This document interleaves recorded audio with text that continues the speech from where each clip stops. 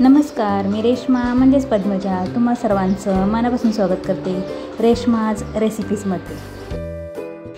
Intro बघूनच तुमच्या लक्षात आलं असेलच की मी आज झणझणीतचा कोल्हापुरी खरडा बनवलेला आहे। जो खरडा खाल्ल्याने जेवणाची चव आणि जिभेची चव दोन्ही वाढते असा झणझणीत खरडा अगदी कोल्हापुरी ऑथेंटिक पद्धतीने मी बनवलेला आहे।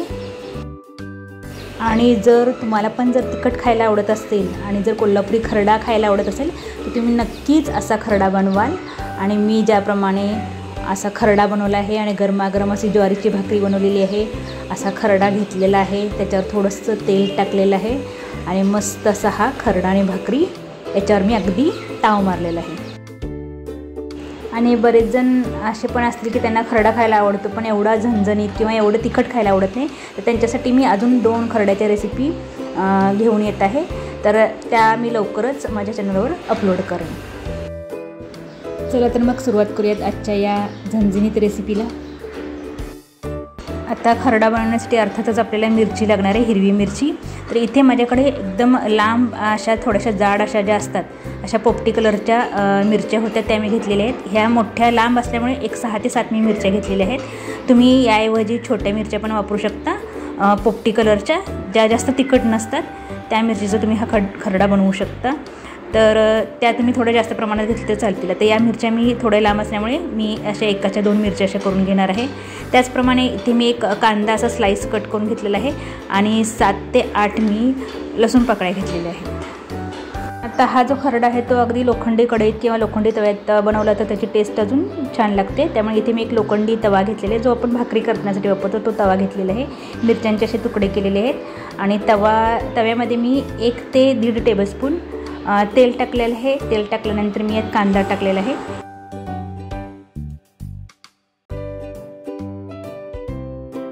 आणि लगेचच यात मी ही हिरवी मिरची आणि लसूण आहे तो लसूण टाकलेला आहे आणि हे छान असं मी या तव्यामध्ये अगदी मिडियम फ्लेमवर छान असं भाजून घेणार आहे। आपल्याला अगदी ह्या तिन्ही गोष्टी अगदी छान अशा व्यवस्थित खरपूस अशा भाजून घ्यायच्या आहेत।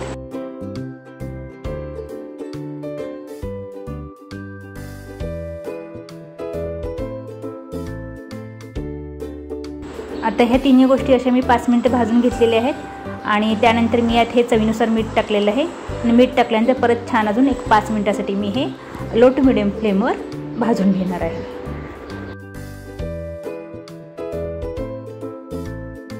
आता इथे तुमच्या लक्षात येईल की कांद्याचा पण कलर चेंज झालेला आहे, त्यानंतर आपली मिरची पण व्यवस्थित भाजली गेलेली आहे, लसूण पण भाजला गेलेला आहे।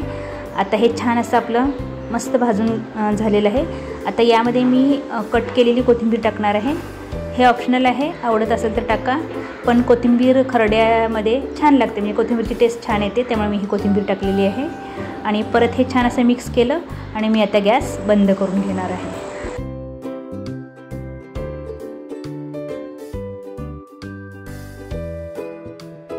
आता अजून एक महत्त्वाची गोष्ट म्हणजे आपण हा कोल्हापुरी अगदी ऑथेंटिक कोल्हापुरी खरडा बघतो आहोत, त्यामुळे आपण इथे मिक्सरमध्ये हे जी मिरची वगैरे हे ते वाटून घेणार नाही आहे। तर मी हे डायरेक्ट तव्यामध्ये असं खलबत्त्याचा दगड घेतलेला आहे आणि हे असं मी ठेचून घेणार आहे, म्हणजे आपण ठेचून घेऊनच हा खरडा बनवणार आहोत। मिक्सरचा वापर मी करणार नाही आहे। तर असा तुम्ही तव्यात ठेचून घ्या एका दगडाच्या साहाय्याने, किंवा तुमच्याकडे जर खलबत्ता असेल, दगडी खलबत्ता किंवा लोखंडी खलबत्ता जर मोठ्या आकाराचा असेल तर तुम्ही या खलबत्त्यातच ही जी मिरची आहे हे असं कुटून घ्या व्यवस्थित आणि जाडसर असं कुटून घ्या, म्हणजे हा खरड्याची जी टेस्ट आहे ती अगदी छान एकदम अगदी ऑथेंटिक अशी टेस्ट आपल्याला लागेल। त्यामुळे मी असा हा खरडा जो आहे, म्हणजे ही जी मिरची आहे, हे या सगळ्या तिन्ही वस्तू आहेत त्या मी अशा छान अशा एका खलबत्त्याच्या दगडाच्या साहाय्याने मी असं ठेचून घेतलेलं आहे आणि असा आपला मस्त असा अगदी झणझणीत अगदी तोंडाला पाणी सुटेल असा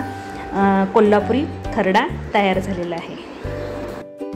आणि अशी ही माझी अगदी अस्सल कोल्हापुरी नादखुळा रेसिपी जर तुम्हाला आवडली असेल तर माझी ही आजची रेसिपी लाईक आणि शेअर नक्की करा आणि तुम्ही हा खरडा घरी नक्की बनवून बघा आणि अशाच वेगवेगळ्या झणझणीत चमचमीत चटपटीत रेसिपीजसाठी माझं चॅनल नक्की सबस्क्राईब करा।